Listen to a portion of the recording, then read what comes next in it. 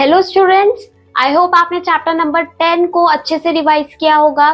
तो अब हम अपना स्टार्ट करने वाले हैं चैप्टर नंबर 11, जिसका नाम है नेचुरल फिनोमेना। तो इसका पहले हम एक ओवरव्यू देख लेते हैं चैप्टर का। सडन शेकिंग और vibration of the earth's crust or surface is called an earthquake. Regions in India that are highly prone to earthquakes include Kashmir, Himalayan region, Delhi, Northeast region, Rann of Kutch in Gujarat, and some areas of Punjab and Bihar. Richter scale is used to measurement of magnitude of an earthquake. तो बच्चों, आपने earthquake के बारे में तो सुना ही होगा। तो earthquake क्या होता है? earthquake होता है जब एक सडन शेकिंग और वाइब्रेशन हो हमारे अर्थ के सरफेस पे या अर्थ के क्रस्ट पे, तो उसे हम क्या बोलते हैं? earthquake बोलते हैं। तो ये रीजन्स हैं कुछ इंडिया के जहाँ पे अर्थक्वेक सबसे ज्यादा देखने को मिलता है। और रिचर स्केल जो होता है वो एक इंस्ट्रूमेंट होता है जो कि अर्थक्वेक के मेजरमेंट के लिए, उसके जो मैग्नीट्यूड का मेजरमेंट होता है उसके लिए यूज होता है। अब यहाँ पे लेट्स गेट स्टार्टेड है बच्चों, आप इसे खुद से ट्राई करना। फर्स्ट टॉपिक आता है हमारा लाइटनिंग। लाइटनिंग क्या होता है? ये one of the most beautiful displays in nature है, but it is also one of the most deadly natural phenomena known to man. तो लाइटनिंग क्या होता है बच्चों? जब रेन हो रही होती है तो उस टाइम पे आपने लाइटनिंग तो जरूर ही देखी होगी, बट जितनी वो सुंदर दिखती है उससे ज्यादा वो डेडली होती है।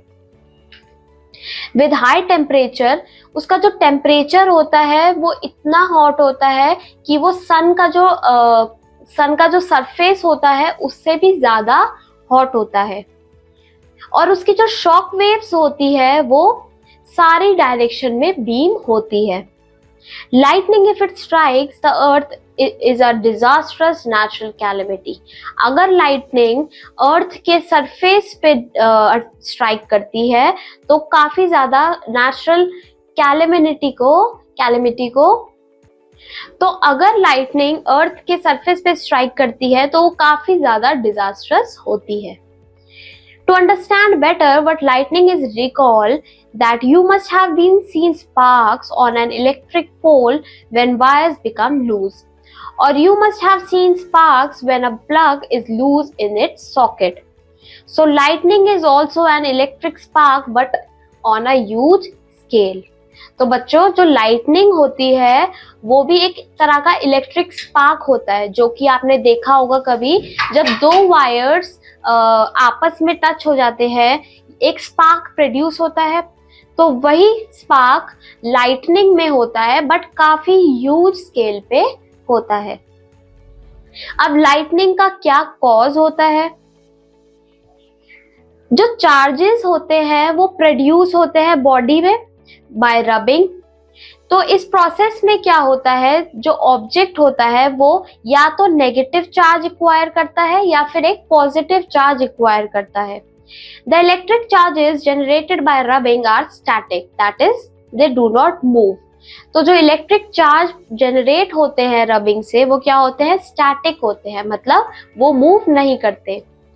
When charges move they constitute an electric current. तो जब चार्जेस मूव होते हैं वो क्या बनाते हैं? एक इलेक्ट्रिक करंट बनाते हैं। अ डिवाइस कॉल्ड इलेक्ट्रोस्कोप, एक डिवाइस होता है इलेक्ट्रोस्कोप जिसको यूज किया जाता है डिटेक्ट करने के लिए कि जो ऑब्जेक्ट है उसमें चार्ज है या फिर नहीं है। We also very well known that the opposite charges attract each other while the like charges repel each other. तो हमें ये तो पता ही है कि जो अपोजिट चार्जेस होते हैं वो क्या करते हैं? अट्रैक्ट करते हैं, और जो नेगेटिव चार्जेस होते हैं वो क्या करते हैं? जो लाइक चार्जेस होते हैं वो क्या करते हैं? रिपेल करते हैं। सेम फिनोमिना में the very same phenomenon that is getting charged on rubbing and then attraction between opposite charges towards each other causes the lightning. तो सेम फिनोमिनन जो कि चार्ज होते हैं रबिंग पे और फिर अट्रैक्शन होता है अपोजिट चार्जेस के बीच में, वही क्या कॉज करता है? लाइटनिंग कॉज करता है। During the development of a thunderstorm, the currents move upward while the water droplets move downward. तो जब थंडरस्टॉर्म डेवलप होता है तो जो करंट होता है वो ऊपर की तरफ मूव करता है, while जो वाटर ड्रॉपलेट्स होते हैं वो नीचे की तरफ मूव करते हैं। This vigorous movement and continuous rubbing cause development of separate charges. तो ये जो विगरस मूवमेंट होता है और जो कंटिन्यूअस रबिंग हो रही होती है, ये क्या कॉज करता है? सेपरेट चार्जेस को डेवलप करता है। Somehow positive charges gets accumulated near the top edge of the cloud and the negative charges at the lower edge. तो जो पॉजिटिव चार्ज होते हैं स्टूडेंट्स, वो कहाँ पे एक्यूमुलेट हो जाते हैं? टॉप एज पे एक्यूमुलेट हो जाते हैं, और जो नेगेटिव चार्ज होते हैं वो लोअर एज पे एक्यूमुलेट हो जाते हैं। At the same time, there is an accumulation of positive charge near the ground as well. Air, being a poor conductor of electricity, cannot resist the flow of charges for too long. तो जो air है वो एक poor conductor of electricity है, तो वो क्या नहीं कर पाती? वो चार्जेस को फ्लो करने से रोक नहीं पाती। Negative and positive charges meet producing streaks of bright light and sound. तो जो नेगेटिव और पॉजिटिव चार्जेस होते हैं वो जब मीट करते हैं क्या बनाते हैं? स्ट्रीक्स ऑफ ब्राइट लाइट बनाते हैं और साउंड बनाते हैं। इसी को क्या बोलते हैं हम? इस प्रोसेस को हम क्या बोलते हैं? इलेक्ट्रिक डिस्चार्ज बोलते हैं। जो इलेक्ट्रिक डिस्चार्ज होता है वो दो और दो से ज्यादा क्लाउड्स के बीच में भी होता है, और एक क्लाउड और अर्थ के बीच में भी होता है। अब बच्चों लाइटनिंग से कैसे सेफ्टी हमें, अब आता है बच्चों safety from lightning. Hearing thunder is an alarm to rush to a safer place. तो जब भी आप एक थंडर को सुनो तो ये इसका मतलब क्या होता है कि आपको एक सेफर प्लेस पे जाना है जल्दी। A house or a building or a car with all its doors and windows shut is safe. तो अगर आप घर पे हैं या किसी बिल्डिंग में हैं या कार में हैं, आपको ये मेक श्योर करना है कि जो आपके डोर्स हैं सारे वो क्लोज हो। Carrying a black umbrella or an umbrella with a metal rod is dangerous during thunderstorms accompanied by lightning. तो लाइटनिंग के टाइम पे अगर आप एक ब्लैक अम्ब्रेला कैरी करेंगे या फिर अम्ब्रेला जिसमें मेटल की रॉड हो, तो ये डेंजरस हो सकता है थंडरस्टॉर्म में। While in an open space, stay away from poles or other metal objects, being good conductors of electricity. तो अगर आप एक कोई ओपन स्पेस में है या फिर पोल्स, तो अगर आप कोई ओपन स्पेस में हैं तो आपको ये मेक श्योर करना है कि आप पोल्स से दूर हो, क्योंकि जो पोल्स होते हैं वो गुड कंडक्टर ऑफ इलेक्ट्रिसिटी होते हैं। During lightning the safest position to sit is to be on your toes with your head bend on your knees. तो लाइटनिंग के टाइम पे जो सेफेस्ट पोजीशन होती है जिसमें आपको बैठना चाहिए वो है आपके टोज पे, और आपका जो हेड है वो बेंड डाउन होना चाहिए आपकी नीज पे। इस पोजीशन को हम स्क्वाट पोजीशन भी कहते हैं, और it makes you smaller target to be struck. तो ये आपको क्या करता है? ये छोटा टारगेट बना देता है जिससे आप लाइटनिंग से बच सकते हैं। Explain the working of a gold leaf electroscope along with a diagram. अब यहाँ पे एक्टिविटी 1 आ जाती है स्टूडेंट्स, आप इसे खुद से ट्राई करना।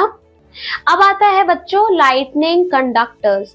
लाइटनिंग कंडक्टर एक डिवाइस है जो कि यूज किया जाता है जो टॉल बिल्डिंग्स होती है उसको प्रोटेक्ट करने के लिए। किससे? जो इफेक्ट है लाइटनिंग का उससे। A metallic rod taller than the building is installed in the walls of the building during its construction. तो जब बिल्डिंग कंस्ट्रक्ट हो रही होती है तो उसके अंदर क्या फिट किया जाता है? एक मेटालिक रॉड फिट की जाती है जो कि बिल्डिंग से भी लंबी होती है। One end of the rod is kept in the air. एक रॉड को तो एयर में केप्ट किया जाता है, while the other is buried deep into the earth. और जो उसका दूसरा एंड होता है उसको ग्राउंड में बरी किया जाता है। The rod provides easy route for the transfer of electric charges to the ground, thus keeping the building safe. तो रॉड क्या करती है बच्चों, वो जो चार्जेस होते हैं उसको ट्रांसफर कर देती है सीधा ग्राउंड में, और जो बिल्डिंग रहती है वो सेफ रहती है।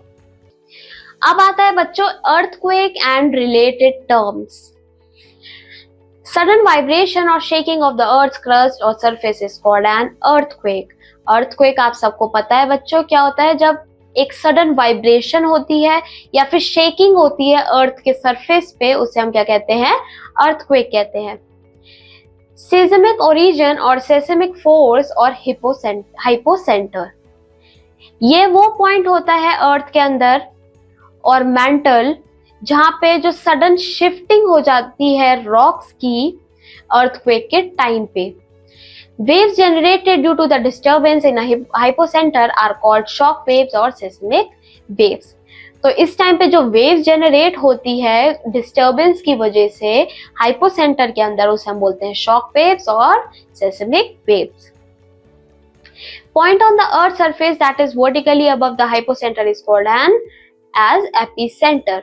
तो हाइपोसेंटर के ऊपर जो पॉइंट होता है उसे बोलते हैं हम एपीसेंटर। आप इस पिक्चर में देख सकते हो बच्चों। Instrument that records the intensity of seismic waves is called seismograph. एक इंस्ट्रूमेंट जो कि सेस्मिक वेव्स की इंटेंसिटी को मेजर करता है उसे हम बोलते हैं सेस्मोग्राफ। और जो अर्थक्वेक की स्टडी करता है बच्चों उसे हम बोलते हैं सिस्मोलॉजी। और जो अर्थक्वेक की स्टडी होती है उसे हम बोलते हैं सेस्मोलॉजी। अब आता है बच्चों स्ट्रक्चर ऑफ अर्थ। जो अर्थ होता है स्टूडेंट्स वो 4 लेयर से बना होता है। सबसे पहले होता है इनर कोर, फिर होता है आउटर कोर, फिर होता है मैंटल और फिर होता है क्रस्ट। जो कोर होता है अर्थ का वो निकल और आयरन से बना हुआ है। जो इनर कोर है वो सॉलिड है, वाइल जो उसका आउटर कोर है वो क्या है, लिक्विड है।